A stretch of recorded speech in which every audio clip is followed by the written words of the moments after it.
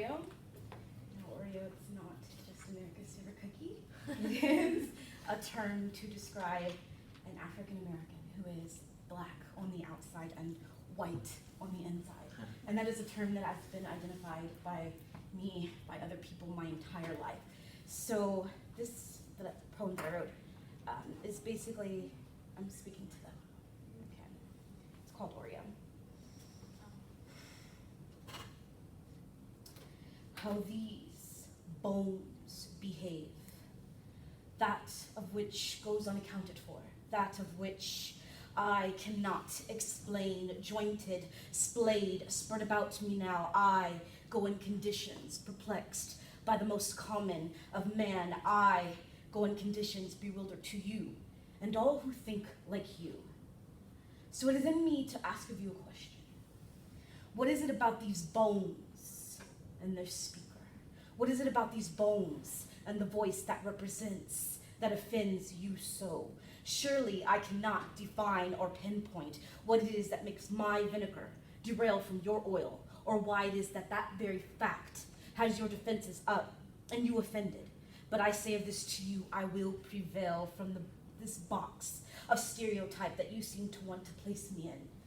Claustrophobia makes home in me inside this box, but these bones, I assure you, will not lay here. Bones flare out, bones conform, not bones. Do not constrain, bones.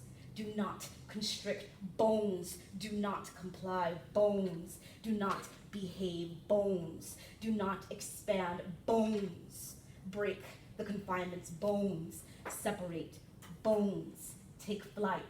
I take flight. I am no responsible for my conditions than the birds on air. Look at how they gawk and call, oh see how they stir and fluster. You would not ever think twice as to them, and why it is they are the way that they are. So why is it, or how they go about? So why is it you ask this of me?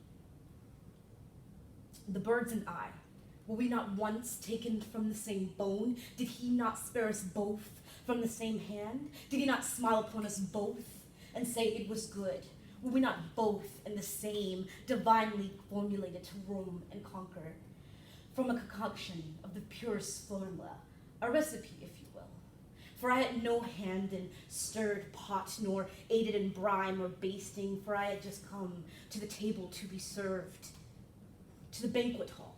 Please, I wasn't invited. Yes, you were there too, perhaps, but I guess you were too busy stuffing yourself with delights when he was handing out individuality.